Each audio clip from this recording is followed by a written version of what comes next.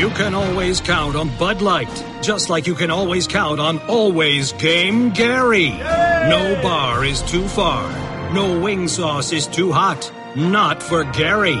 Always Game Gary is famous among friends.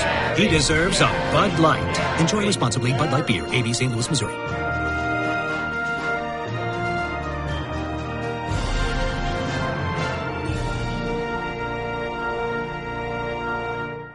My name is Clinton Yates, here on a very Black Friday. You want to get at me? Do so on the 1-800-Flowers.com Twitter feed, at Clinton Yates, at ESPN Radio, or you can call me, 1-888-ESPN, 1-888-729-3776. Y'all know the rules. If you come incorrect in my mentions, I will embarrass you in front of your friends and your family, and I will not apologize. Today is also Black Friday, so as I said yesterday, on a holiday session, watch your step, Playboy. Right now, it's time for Straight Talk, brought to you by Straight Talk Wireless. Best phones, best networks, no contracts. We had 3 football games yesterday, couple of which were decent.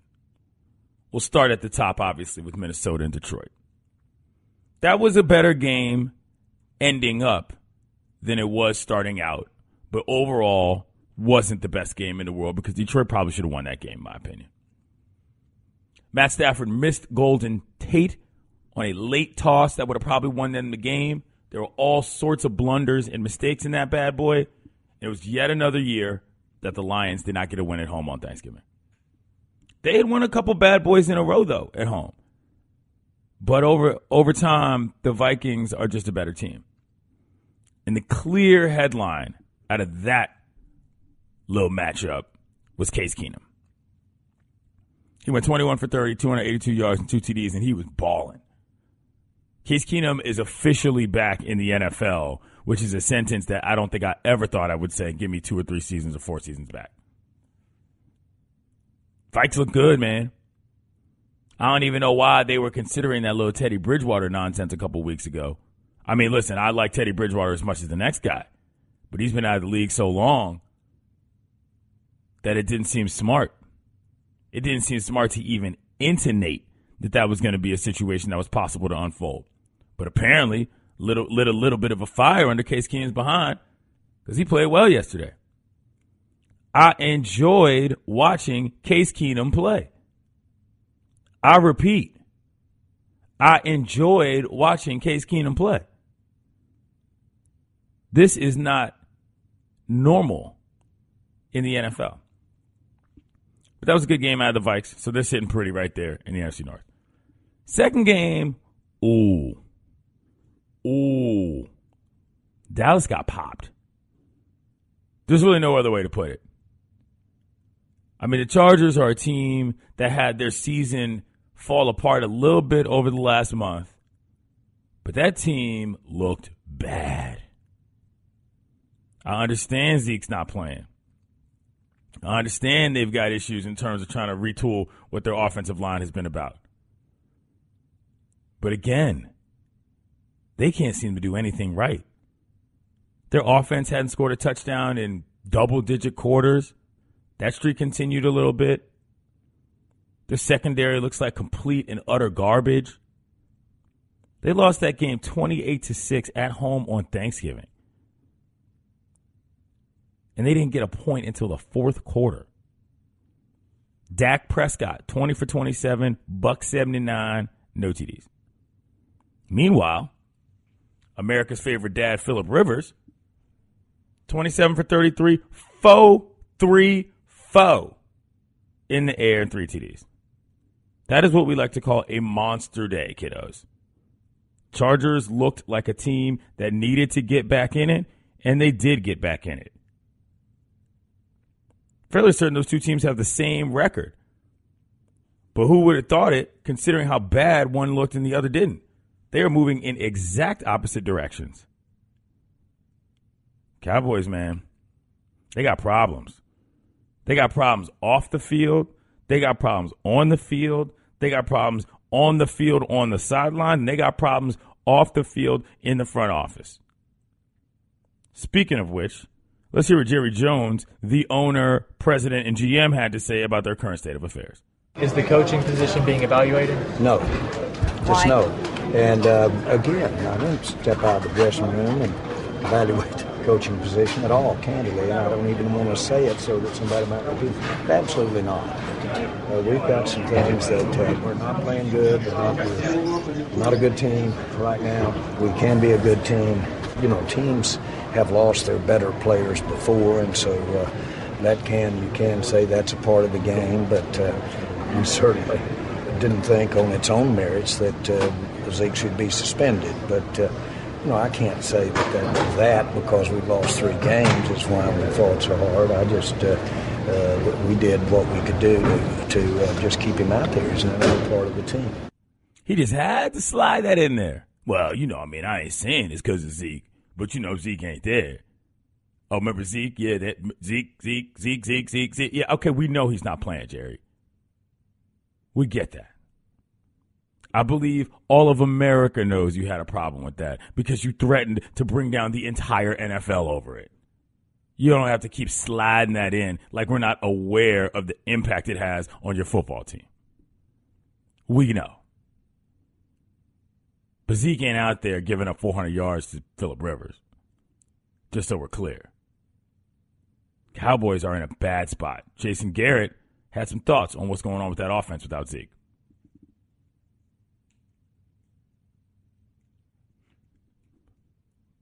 Getting that audio. But Jason Garrett, obviously in a bad spot because he does not have Zeke. And that offense, man, they don't have any real big-time weapons. If Dak can't do what he does, it doesn't work the same way without Elliott. We talked to Herm about that yesterday. He said if you don't have the runner, your whole offense basically breaks down. All right, here we go. Jason Garrett, Cowboys head coach on the offense. I think more than anything, it was just the entire offense. We weren't able to sustain things throughout the ball game. I do think we ran the ball fairly well early on in the game. We had some success. Unfortunately, we didn't convert those third downs to keep those drives alive. And everybody's got a piece of it. Starts up front, but the quarterback, the runners, the guys outside.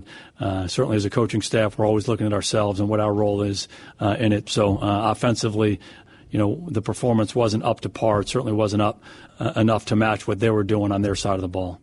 Translation, we're all some garbage right now. Didn't help that Zeke was there, obviously not.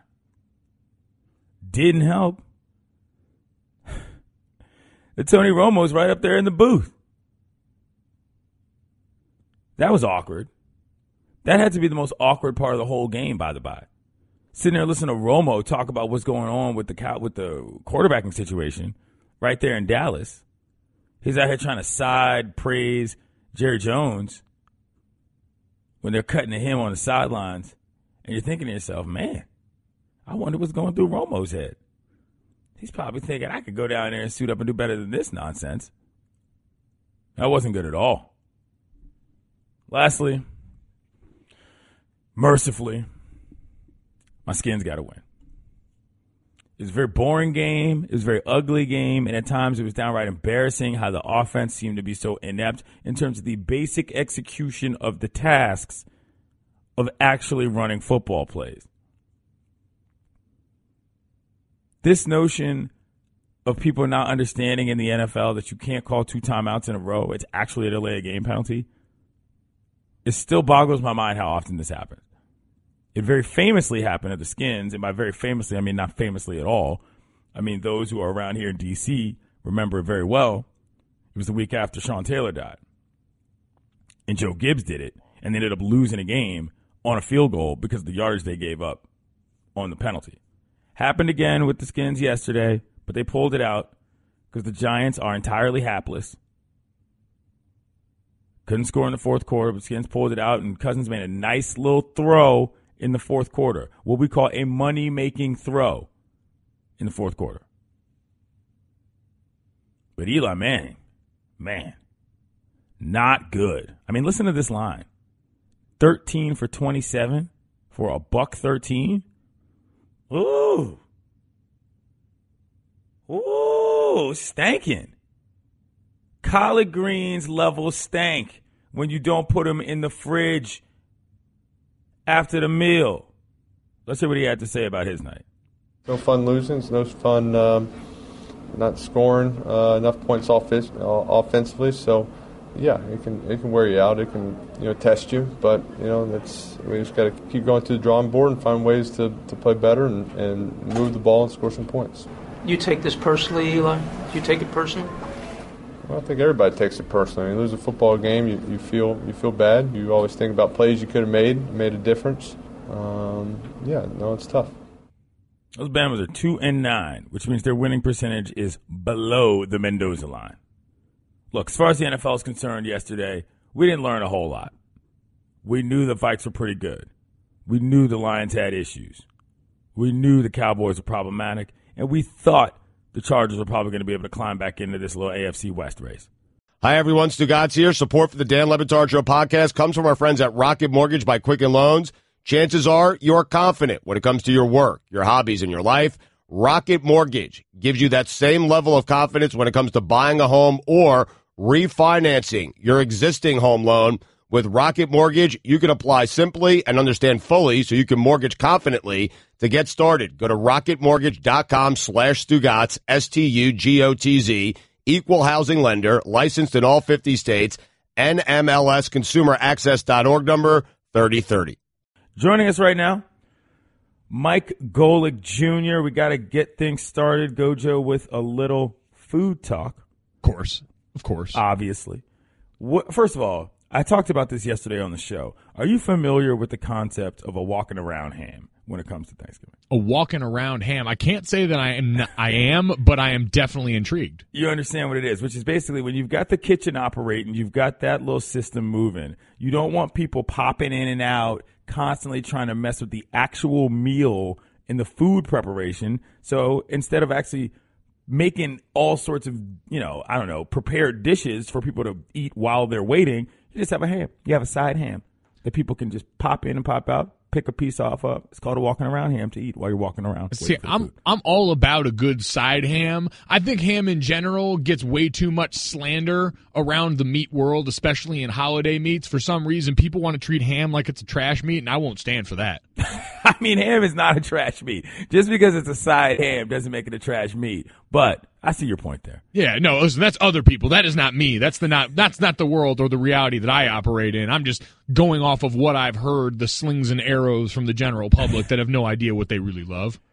Fair enough. All right, we got football to talk about. We got some rivalry games here. All right, the big one, I think, for most of the nation, for people who don't really necessarily get into having one particular college football team, but OSU Michigan is obviously there. There was weird news this week. They're coming out of Brady Quinn talking about they might have a lifetime contract. OSU's got a pretty good team. The J.T. Barrett story is sort of coming to a close. What's that game looking like for you as far as a matchup?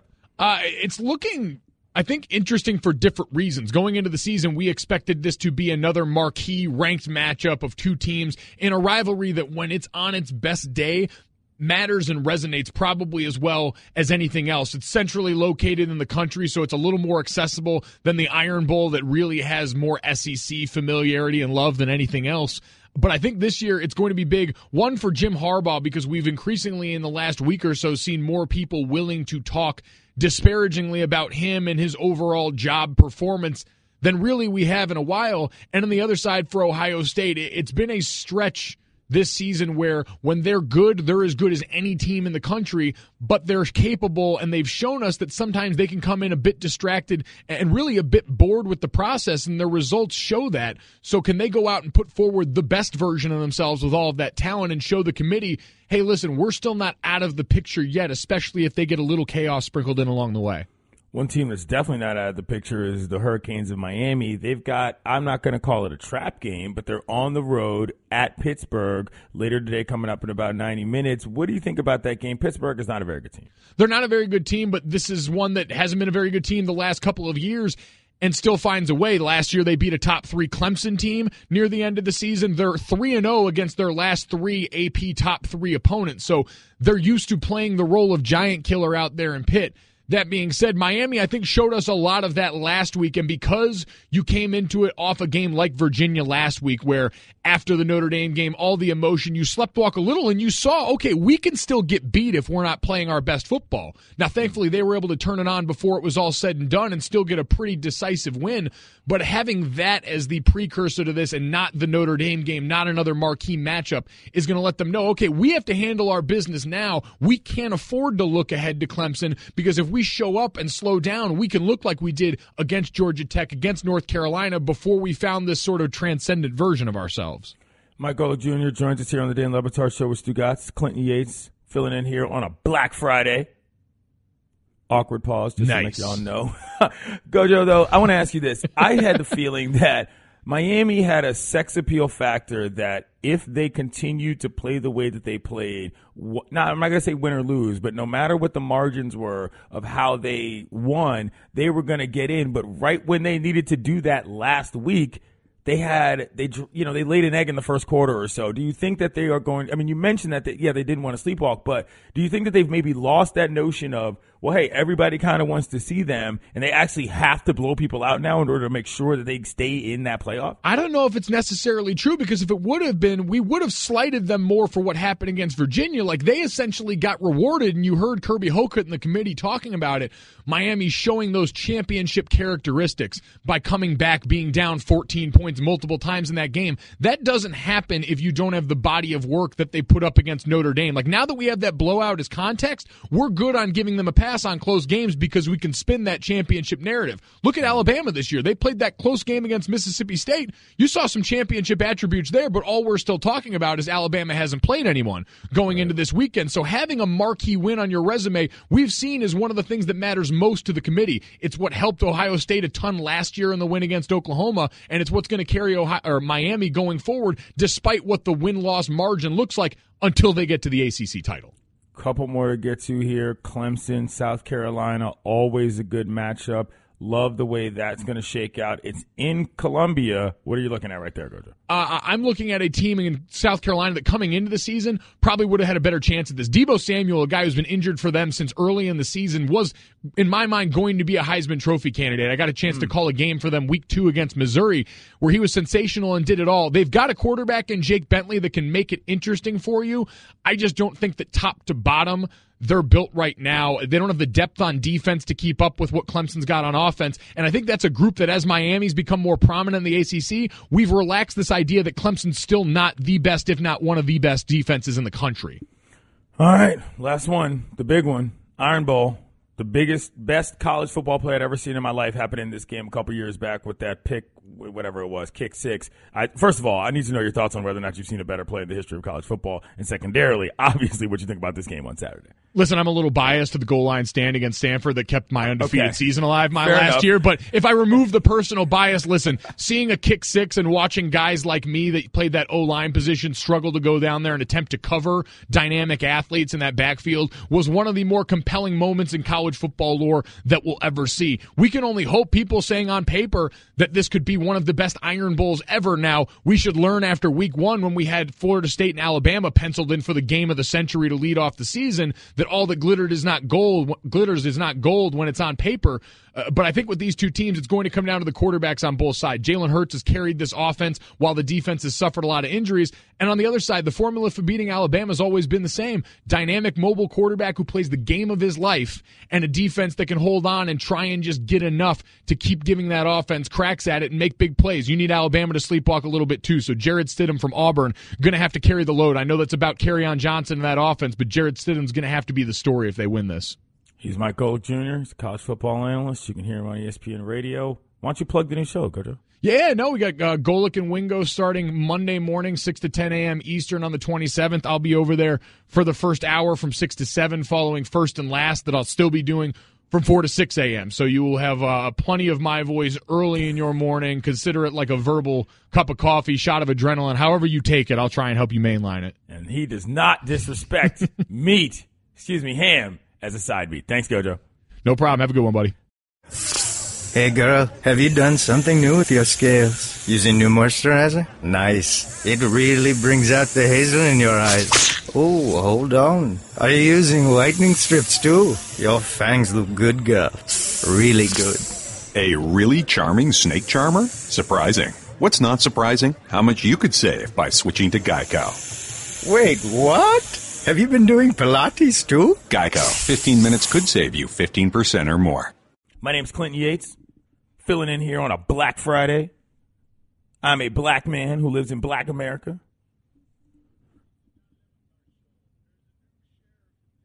I also happen to write for The Undefeated. You can hear me on Around the Horn. You can hear me on the radio on the weekends.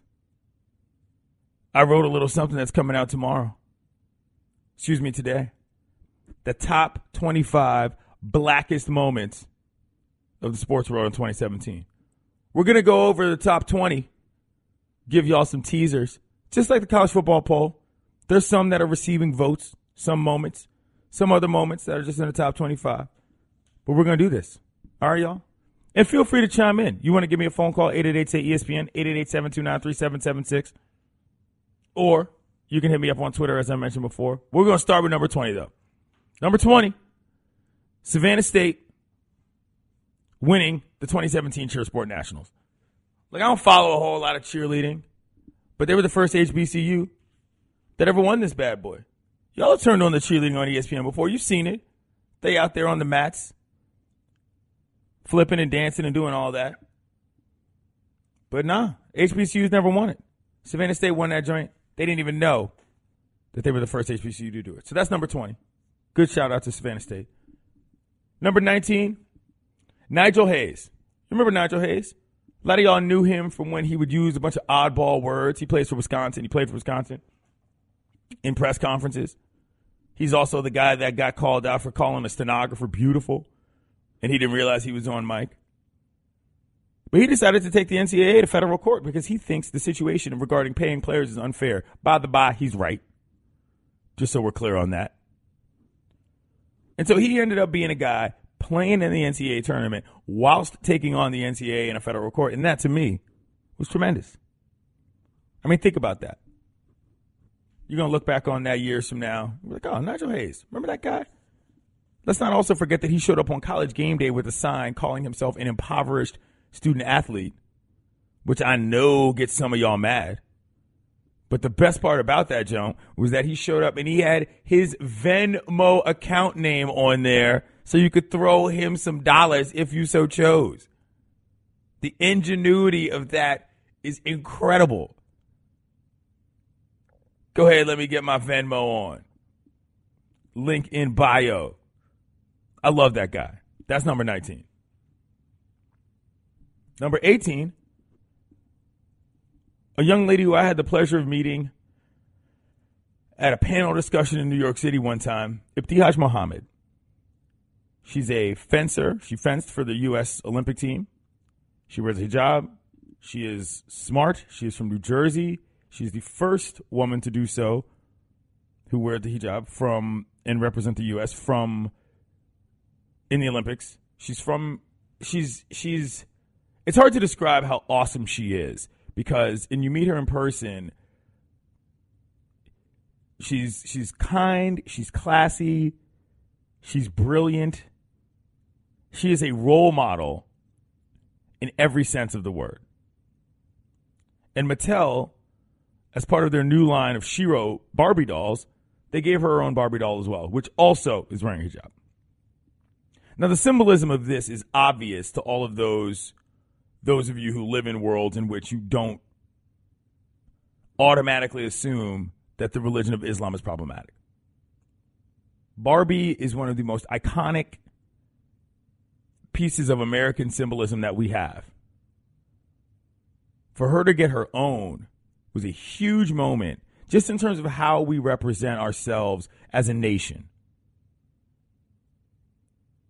We've seen stories around the country of people ripping off headscarves, which is a violation of personal space and a borderline hate crime, if you ask me.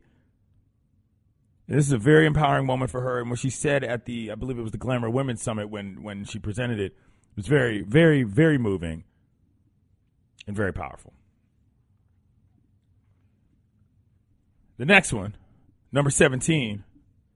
This is one that I don't love, but it's obviously one that had to make the list. By the way, I'm Clinton Yates, filling in on the Dan Le Batard Show with Stu Gatz on ESPN Radio. It's Black Friday. So we're reviewing the top 25 blackest moments of the sports year. We're actually just doing 20 now. My piece on The Undefeated about it will be coming out later today. Number 17, Charles Oakley, man.